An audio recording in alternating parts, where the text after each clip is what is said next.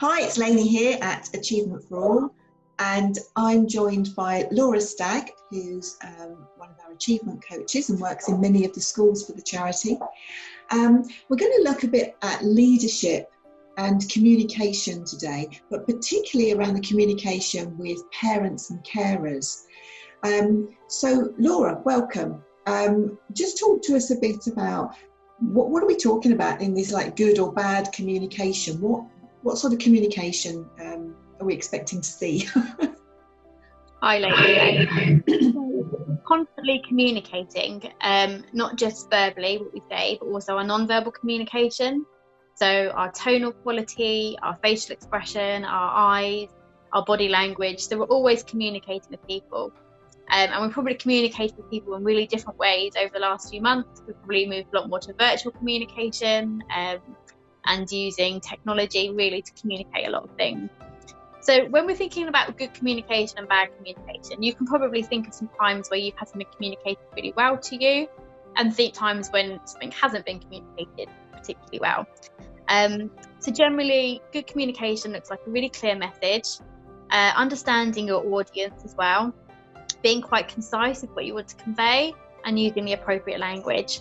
You might be thinking of other things as well, and that's great if you've had those experiences of good communication. Bad communication can also be too much or too little information, so either not giving enough detail or overwhelming people with information. And also not knowing your audience and not knowing the relevance of what you're communicating to your audience as well. So again, you might think about other bad communications that you've had in the past and add to that list, but that's generally the themes that we find with good communication and bad communication, and that's relevant for parents and carers, but also to your staff within your school. Yeah, I mean, communication is huge, isn't it? It's one of the most important things, I think. So we stick with the sort of parents and carers then for a minute. Obviously, we have ways and processes that we already use in schools, colleges, early years settings that we communicate with our parents and carers. So what do we usually do, and what might we need to now change during this pandemic? So with education settings, we try and look at explicit and implicit communications. And it's really fascinating when you start writing a little list of all the different ways you communicate with parents and carers, how vast that list is. So it's obvious things like the emails, maybe newsletters, maybe notice boards around the school. But then there's those sort of nuances as well. So for example, when you go into the office and you're greeted by the receptionist, what does that communication look like? The school building, if you've got bars on the windows, for example, or very high walls, which some schools have to have for safety, but what does that communicate to parents and carers? What's the sort of nuance behind that? What are we reading into it? So I think a really useful audit to do with schools is just to have a really long list and do this with all staff, get all staff involved at all levels, and really look at all the different ways that we're communicating with parents and carers on a day-to-day basis.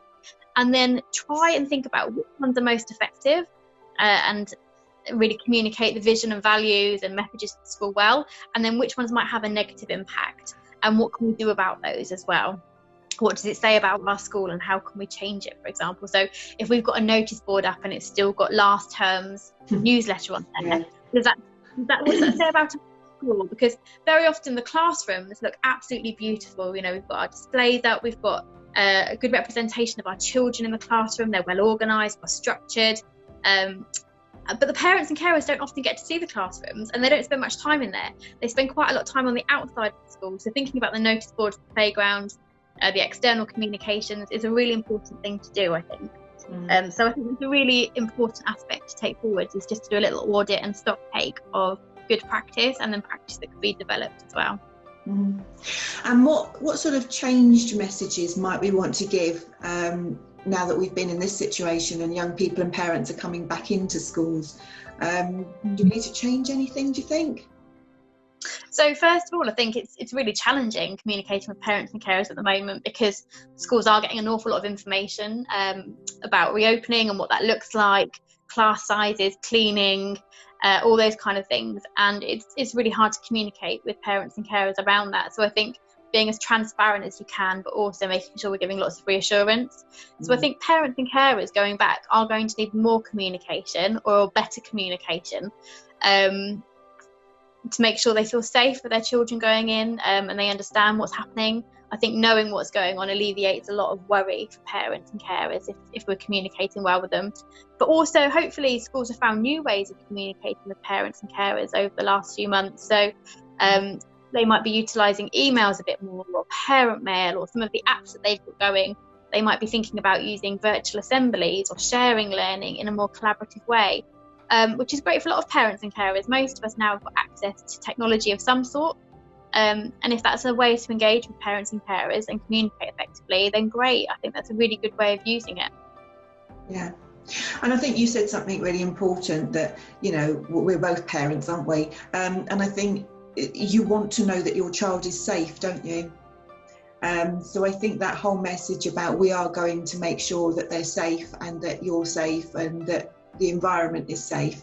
I think that is a buzzword when people go back to school, isn't it, at the moment?